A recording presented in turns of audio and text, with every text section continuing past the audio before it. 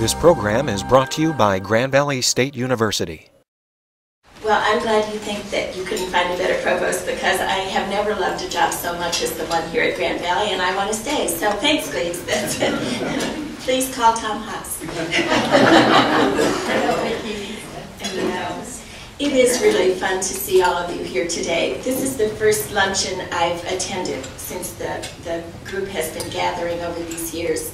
And it is amazing to see that we really do just fill up this Regency room. It's very, very rewarding. The activities I know you've been doing have been really important to the university. I know they've been important in individual lives.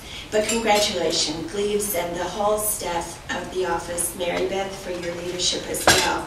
This is a wonderful program for Grand Valley, and I just would like you to up your goals a little bit. I do think just the nation, you know, I mean, we could be the leadership university in the galaxy. So let's just do that. Well, you will have a series of speakers this year, as you have other years. Thanks, Gleaves, for inviting me. I'm really honored to be here. And with a topic as big as leadership, I think you probably have a wonderful selection of areas of leadership that people will touch on. We have about a half an hour, maybe a little bit more for questions and things. And so there's not any time to talk about this huge topic in any great detail. But I know that the entirety of your program will do just fine with covering those.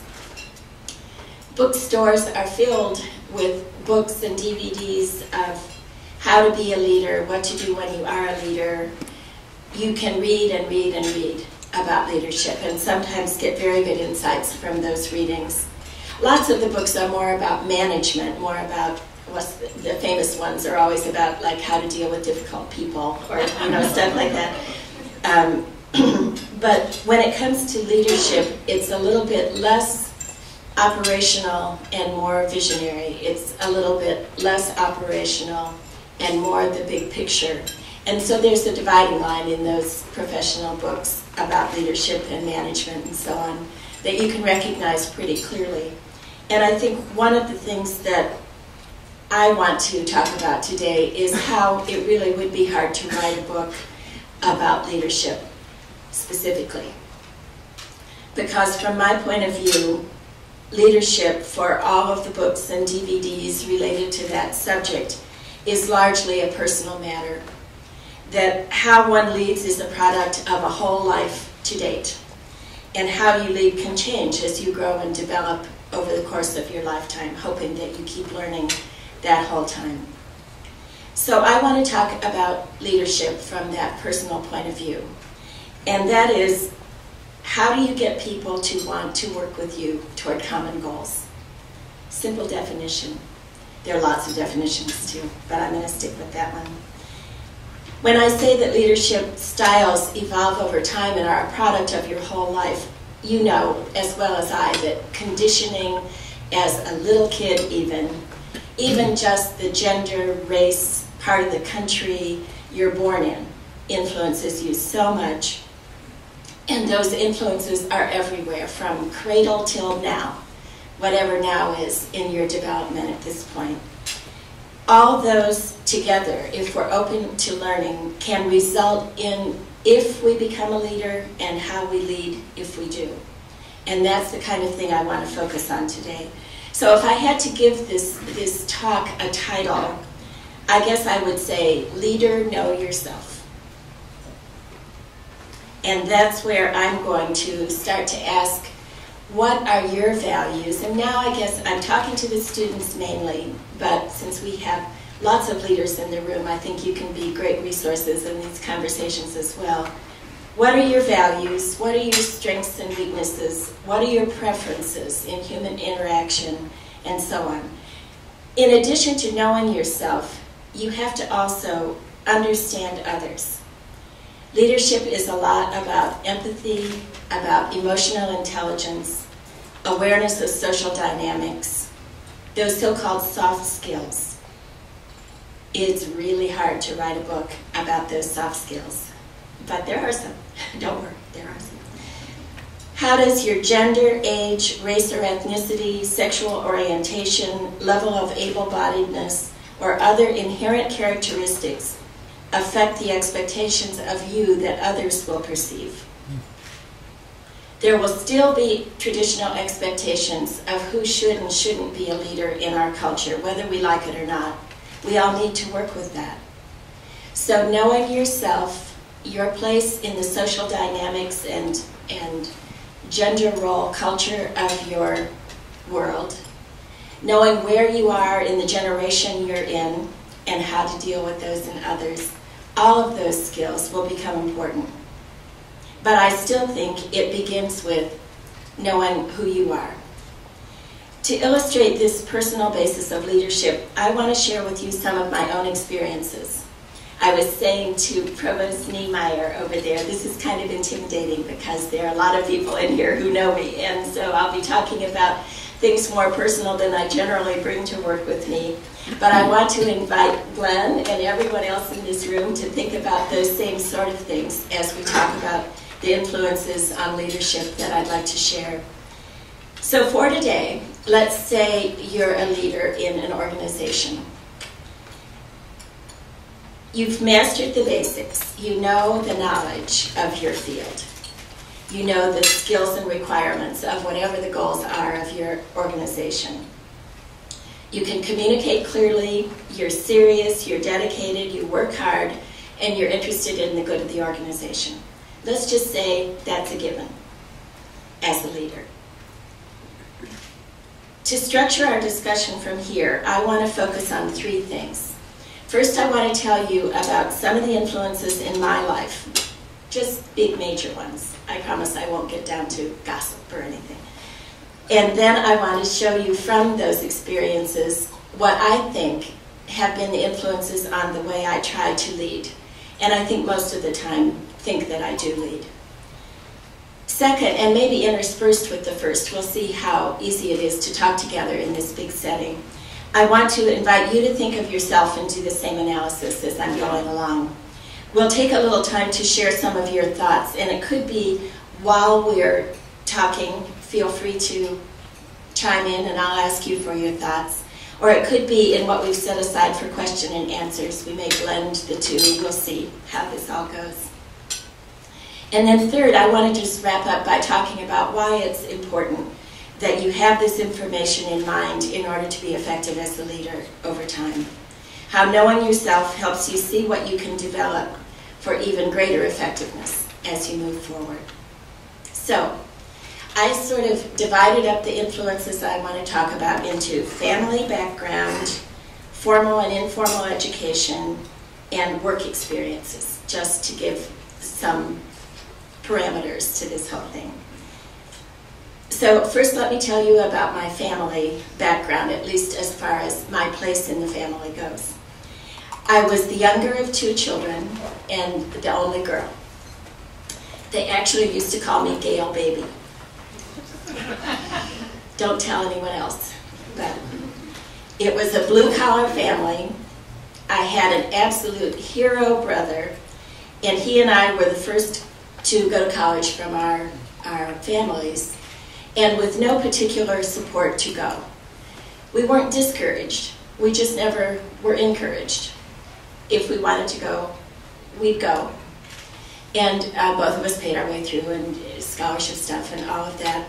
But our family didn't have the money to support us anyway, so it wasn't like they were withholding something. It was just not on their gaze, or in their gaze. My adult role models were unfortunately dysfunctional parents. We had abuse in the family, we had divorce and remarriage, and I took on, as the girl, next to the slightly older, a little bit moody, very serious boy, my brother. I took on the role of mediator, caretaker, pleaser. I smile a lot, right? I was the one who was supposed to be perfect and help the family figure out all these sort of twists and turns they were taking. So I got really good at listening, at mediating, reading the social dynamics of the family so that I would know what to do to stay safe. And that's all been good. Given that it was not a happy family, I'm glad I can say that now. But what resulted from all of this? Well, in just thinking about leadership now, girls and women's traditional roles can be real trouble if you have a bad husband. I learned that.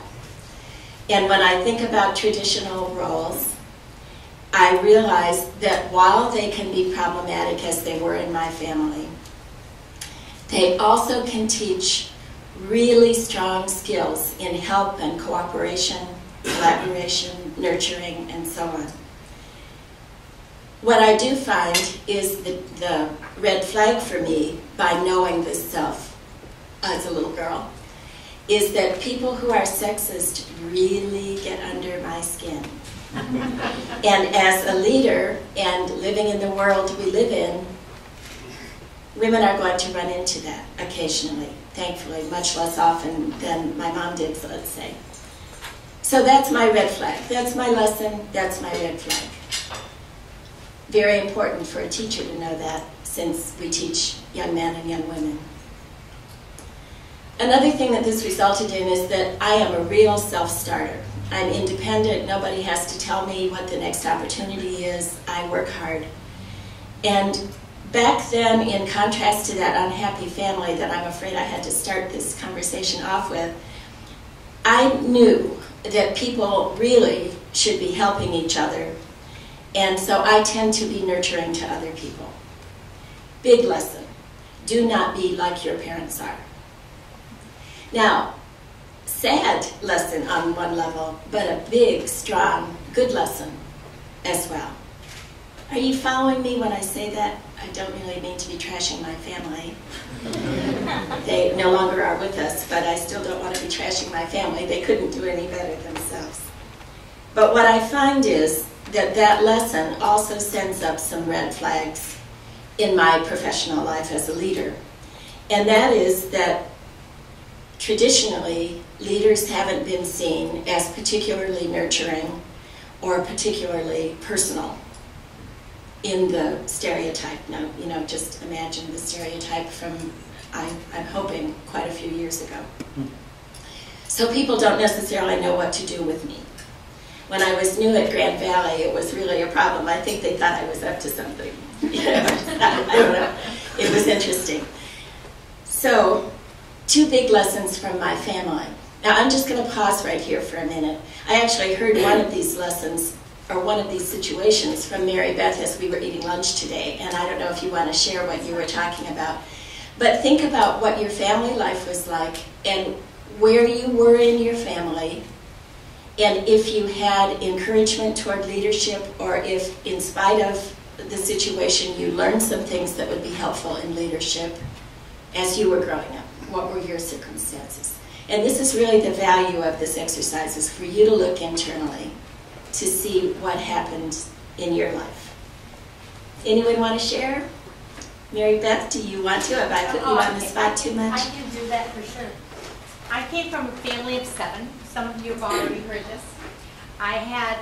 It was a cultural thing. My father did not believe women should go to college.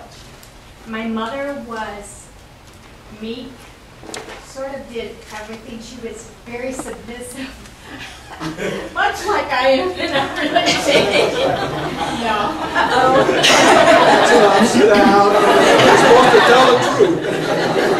Anyway, my parents didn't believe I should go to college. And my father and my mother thought I should be a lawyer because I had a tendency to speak my mind. And I said, I am going to college. There is value. I will make something of myself. And I did. And I did it against all odds. But so I can relate to where you came from. I think the lesson to be learned is you have to believe in yourself and not believe in the negative feedback that you get. Good.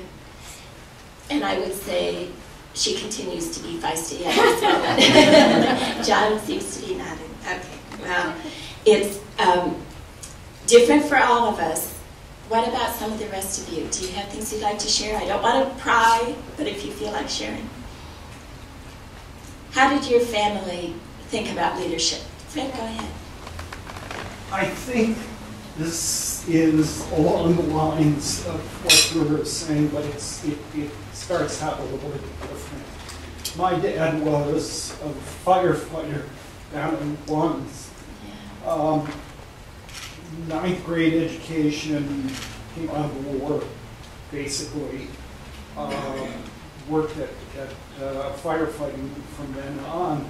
And so with each succeeding degree, he had less and less of an idea of what I was doing and more amazement that people were paying me for it. But I think that I am like him in my own way.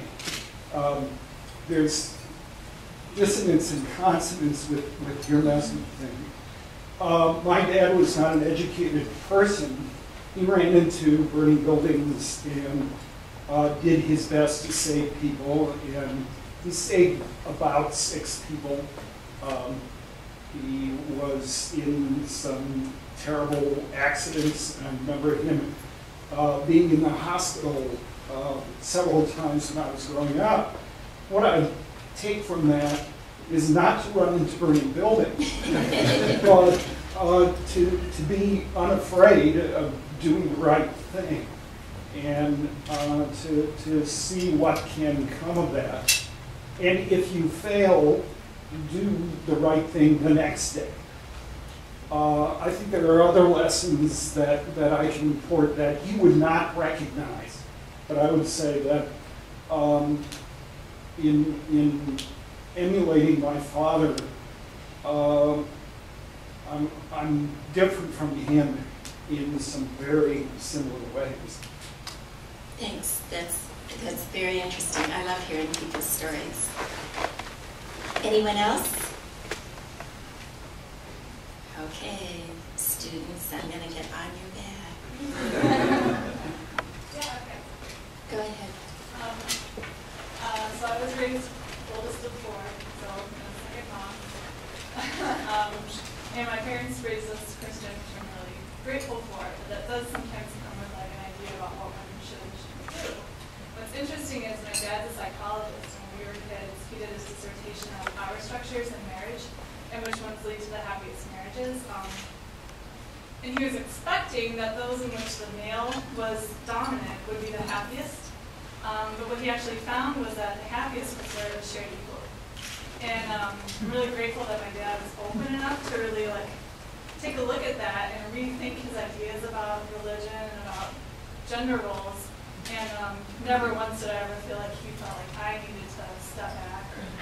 He was very encouraging that I should do whatever I could do. Good. How does that affect you when you're in a leadership position now? I don't consider my gender very much, actually. It's nice. I'm kind of surprised when other people do. Yeah. Yeah. That's good. So a lesson that's very happy lesson. Your dad released those findings after he found out. That's really neat. And unfortunately, stereotypes aren't always confronted for factual proof. And we go along and we have those influences. Maybe the lesson or the red flag for you might be not everybody will see you as as unaware of gender as you are in a leadership position, but you've got the right side of it, so that's good. Yes, go ahead. Mine could have so many different aspects to it. I understand both of your experience. I have some similar experience in my family as well. But also for me, a big one is the cultural difference. I came to the U.S. when I was a little bit before 12. So I grew up in a different, completely different, culture, religion, all that kind of thing. And came to the U.S. and my dad was out of the house the whole time, looking to support us. And my mom being illiterate both in Arabic and English, and she was sick at the time. So I kind of had to step up and become the mom to my 3 younger sisters who were very close in age anyway. So I had to deal with the different culture, then kind of trying to help my sisters and myself navigate an area that we have nothing, and like no knowledge about whatsoever. So that helped me to just go where I want to go. I always want to go places. I don't know where that is. I just know I could do something. And the aspect of culture and diversity for me, big deal. Yeah. Big deal. And sometimes it's frustrating when I see people, either in the Arab culture or the American culture that don't see it. I get frustrated with it, and I have to step back and be like, I really have the same experience as I did.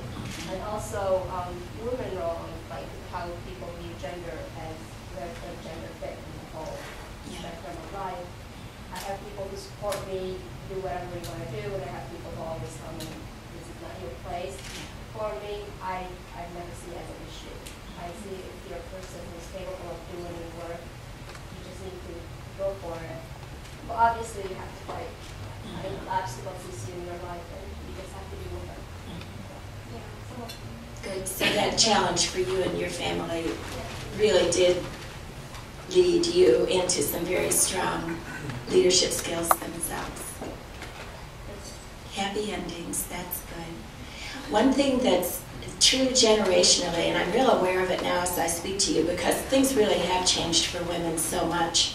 And I would say things really have changed for people of color, for people of different sexualities, for all kinds of people of differences in our world. At least we talk about diversity and appreciate different perspectives these days. Sometimes those of you who are younger than I am will be dealing with generations of people who were raised in those traditional values. And you will feel the push and pull of the transitions in our culture. If you're aware of them, they won't surprise you. And I guess that's one of the reasons why I even am talking about this subject. Thank you for sharing that. I'm going to move on to another topic, which is formal and informal education. Much happier topic in my point of view from my life. When I was in college, I studied French, and I have to insert this just because of what we're talking about. I studied French because my mother had always wanted to be a French teacher. Guess what? I never even realized that's why I was studying French as a first-generation college student until I was like 25, when I didn't really much care about teaching French. Isn't it weird what we can do with conditioning and socialization? Anyway, when I got to my own work, I was an interdisciplinary student, and my doctorate is in American Studies, as Gleaves mentioned, which combines history, social movement theory, art history, a bunch of humanities kinds of disciplines. Then I became a faculty member in Women's Studies at Wichita State University, the second oldest Women's Studies program in the country, not the universe. I saw in that discipline, and there was a lot of support in those days in the 80s when I was there, to look at organizational hierarchies as one of the problems of people trying to lead from wherever they are in an organization. In other words, leadership doesn't depend on a title. It depends on your qualities and motivations and so on. So when we looked at top-down hierarchies of those old bad kinds, those ones that really were not only top-down, but control was centered in the top, information was held at the top, all the things that leave workers in a very narrow range of involvement with the organization. Women's Studies would have said that leaves out a lot of people and good ideas, minorities in particular, and all kinds of talented people who might have been contributing to the cause, whatever the organization was. I was very heavily influenced by the anti-Vietnam War, that's how old I am, and women's movements of the late 60s and the decade of the 70s. For the past 25 years, I've been a Quaker as my religious affiliation. religion that favors consensus over voting, pacifism, human equality, social justice, all of those things. The results in my leadership, well, these are easy. I tend to be an integrative thinker, and I watch for the big picture. My red flag in that identity is that it's hard for me to suffer people who think narrowly or in silos. Unfortunately, we have some of those problems in higher ed as we all divide out into disciplines and so on.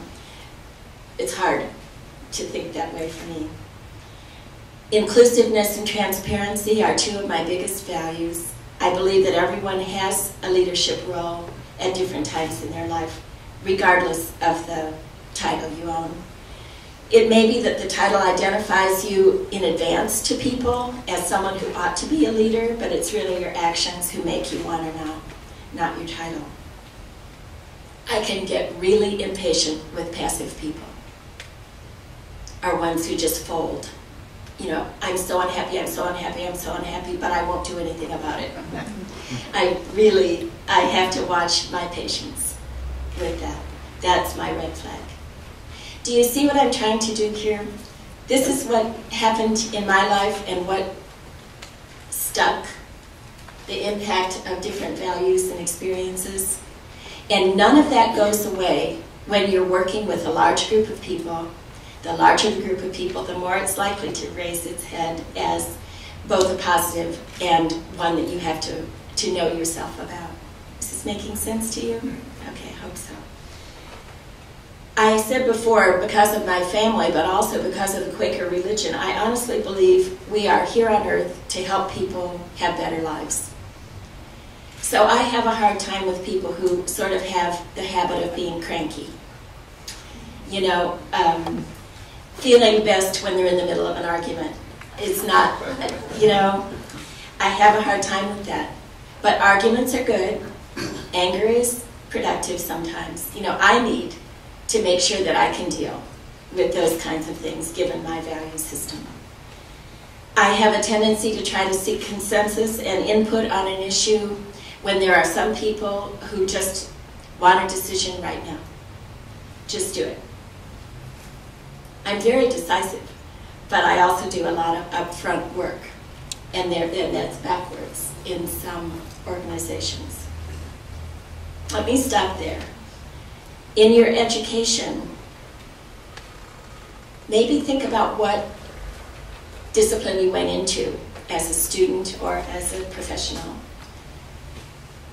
What does it say about you, how you were educated, and what does it seem to indicate is likely to happen for you when you're a leader, when you're in a leadership position? They always say, are there any people who are majoring in psychology in the room? Good that I can say this. No, I'm not serious about that. But they do say people go into psychology who really want to help something that had gone wrong in their lives. I've been a perfect psychologist. That happens real regularly. And there's even data about it, usually is when there was something wrong with your mom. It's true. I don't know what to say. It's our biggest major. It is our biggest major. Uh-oh. Uh-oh. Well, people who want to help. Go ahead. What would you say? Hi, I'm Sarah. Hi. I'm doing a master's in social work today. I could not read or write until I was 9 years old. And education was not something. This is so annoying.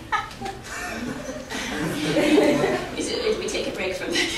And education was not something that was important to my family. But when I got accepted to college, I wanted to do something that would look nice on my wall. Not social work, obviously. But physical therapy, nursing, teacher, something I thought, made me sound smart. When I got to Grand Valley, I got in the social work program. And I know that I'm not going to make a lot of money, but I know I can make a lot of change. And that's something that's important to me. How is that background going to change the way, not change the way, but just affect the way you are a leader? The background of reading and writing? That and changing your mind between what sounds like something that the society may have valued, but you wanted to do something different. I'm sorry, I'm putting you on the spot and I don't mean to. I wondered if your background that you've just described affects your values in leadership. It does influence my values, but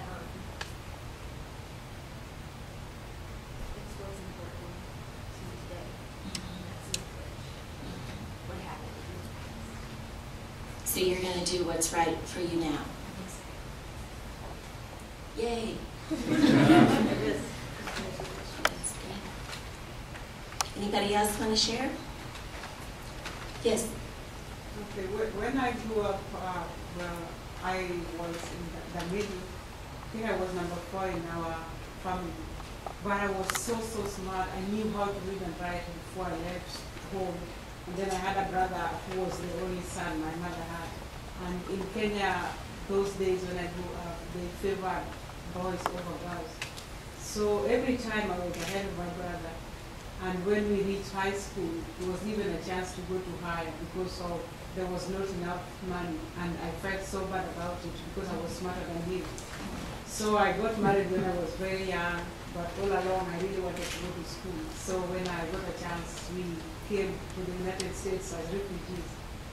And I had 2 grown-up kids, 18 and 19, and I went to GFCC to sign up to take them to school. So there was a lady next to me and she kept on filling out the form and she ended up signing it, and I signed for my 2 kids, and this girl told me, you can't sign for your kids because you said one is 18, one is 19. And I said, but the other lady has signed for her kid, and she said, no, she's coming to school. And I said, can I come to school? And she said, yes.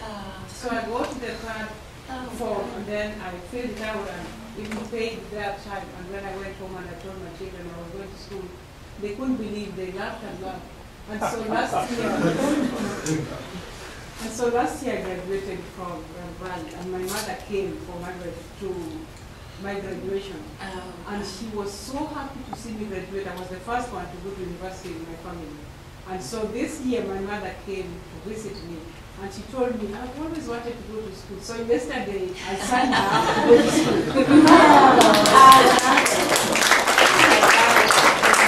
She's so happy she's going to start school. Oh my goodness. Yeah, 72. What a story. Good. Oh my gosh. Well, you just took a leadership role with your mom right there. Yeah, because I think she now realizes that it's not a boy to go to school. So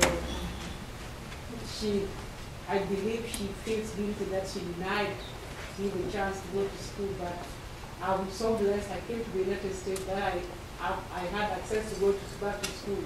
And then because of that guilt, and she never went to school because she could not go also. She was a woman. In those days, women never went to school. And now she believes there's a chance, so she's going back to school at 72. Wow. Well, that's very interesting. Thanks for sharing that. Do you think when you're in a leadership position, I'm trying to get you in my exercise here. Yeah. When you're in a leadership position, do you think those experiences have influenced the way you lead? Definitely, because I'm becoming a role model for my children. I have daughters who are in college now because I went to college. And I have convinced so many kids there are some, I believe there are some traditional values. Some people put traditional values in women, like, I don't know how to say this, that the girls marry when they're very young. There's a girl in my neighborhood whose marriage was already arranged, and through my going to school and using my kids, she refused to get married, so she's continuing with school now. So you recognize when you're with people who are in a situation similar to what you had, that you have a role? Yes. That's cool. That's very cool. Anybody else want to talk? we're going to run out of time here in just a second. So let me move on for one last thing then. I said that I would talk about work experiences. And this is shorter, and it may also mean that the students in the room have a little less experience to think about this from, but I'll go through this anyway. Best thing in work is that you can observe all kinds of leaders when you're starting out or when you are a leader and see different ways of approaching the work. You can learn what not to do as well as what to do, and both are valuable. In the past, I was mostly surrounded by traditional views of leadership, those stereotypes where the boss was aloof and stern, demanding, scary, very competitive, non-negotiable. You know, you got the stereotype. Usually males, white, heterosexuals, Anglo-American, that pretty effectively cut out a viewpoint that you could conjure up in your mind about a leader who was anything different. A lot of people talked about women in politics when women run for the president of the United States. We talk about their role issues with this kind of thing. When we think of an authoritative person who is a minority, we don't have nearly the number of role models as you were mentioning just a second ago, or of people of authority who don't overstep something about the gender role expectations that makes people mad. Hillary Clinton is probably the very easiest one to see this in. Just so many people have such trouble with her. And I don't know if it's just about gender roles, but it always comes out, you know, woman this or that. Barack Obama is facing lots of stuff now because of his race, as well as lots of other differences of opinion. So there, you know, we don't have a lot of models that we just automatically forget about those inherent human characteristics and accept them as the leader they are, unless we're looking at that tradition. And that's why so many times what turns people around toward leadership is seeing that there's a problem, you know, is experiencing something like that. Another big influence on me when I was growing up professionally, if you want to put it that way, in academics, was that I prefer collegiality and that environment of shared governance that we have in higher education, where it is kind of flattened hierarchies, it is collegial. There is a need to make a decision at some point, but you also work with a lot of input and so on. I know that I prefer non-aloof, non-stern, non-punitive leaders, not because they're easier to work with, but frankly because they get more done when all the rest of the people come engaging with that leader to move forward on a project. I think that this is another place where it's possible for a leader with those values. In my case, they came from a number of areas you can probably recognize now as you've listened to some of my story. But there are others who will think, unless you're ruthless, you don't have much respect for them. That ought to be, only respect the ruthless. It could be a bumper sticker, but maybe not.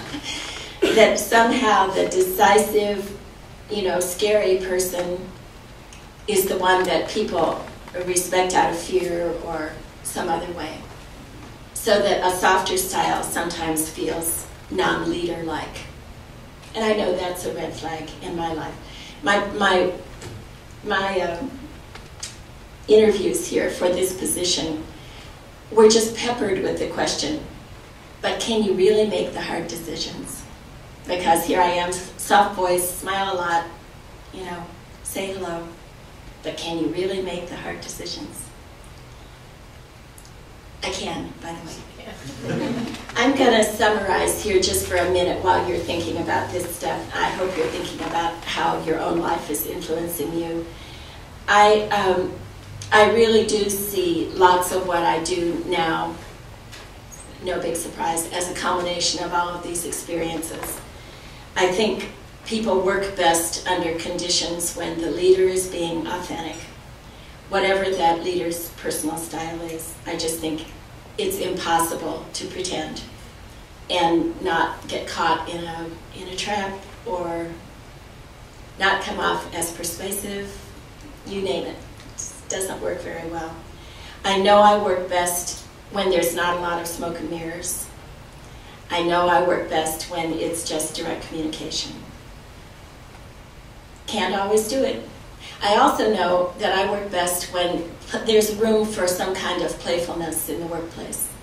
Another thing that wasn't always okay in some organizations. Well, as I said, I wanted to get to a point where, before we close today, why this even makes sense at a leadership conversation to talk about these things. But I hope I'm showing you that if you know what your behaviors and preferences are like, you will be able to see where you might need to intentionally add to your repertoire of behaviors. You know, I might, and I do sometimes, not smile, and I do sometimes get angry, and, you know, those have not always been those most comfortable things. I still apologize a lot when I think I've gotten angry in public. Someday I'll stop doing that, I hope. Know what behaviors are difficult for you even when they're needed, and that would be dealing with anger, those kinds of things that I mentioned before. I'm also, I have trouble rising above criticism that I don't think I've earned. I don't know. Putting deserved criticism in perspective and forgiving myself for not being perfect. I bet some of you relate to this kind of stuff. All of those things are part of this be perfect, make everything better role I have had in my life. I'm not very good at pulling rank. I had a former associate in my office who used to say to me, now this won't make any sense unless I explain it, Laker blue, remember our school colors? Okay, she would say, just put on the blue aura and go out there and act like a man. She would say that to me. I go, oh goodness. Some of you in the room know who that was, I'm quite sure. This pulling rank thing, it's really tough to do. On the other hand, sometimes it's not a bad idea. You need to understand the leadership environment you're in to know what you can and can't do in a place, and no matter who you are, we're all influencing each other all the time. So I guess I'm just asking that you really think about what you're like and what makes you most effective as you think about what else you're going to do in leadership. And that's really all I want to say, unless you want to share some more or if you have any questions.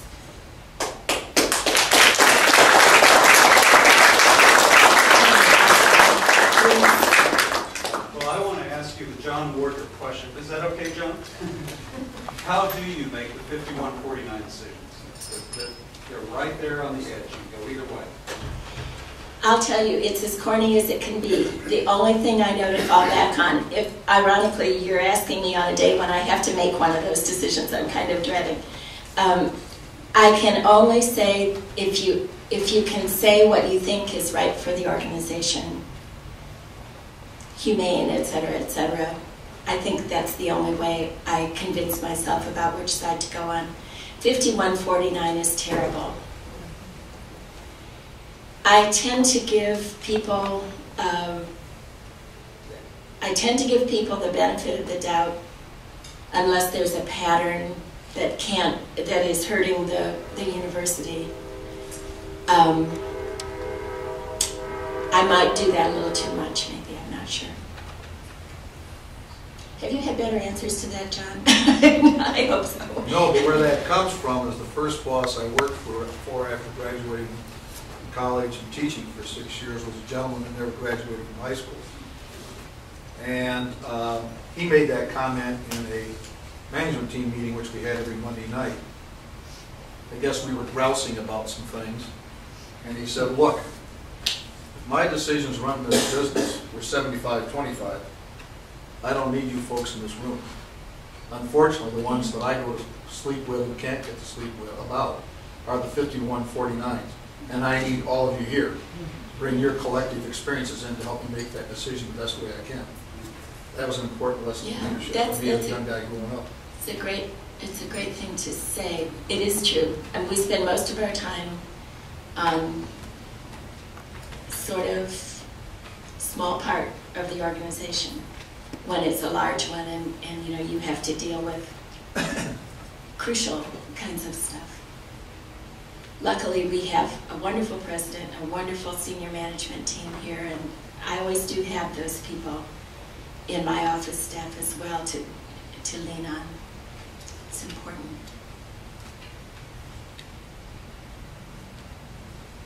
Comments, questions?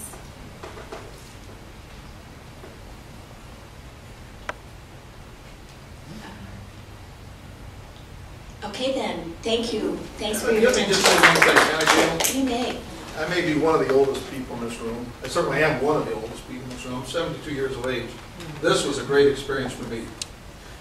And Thank you. This won't stop with me walking out that door. You've given me a lot to think about, and I hope that will be true for all these young leaders of today and future leaders of tomorrow. Thanks, John. That's very kind. Thank you, everyone.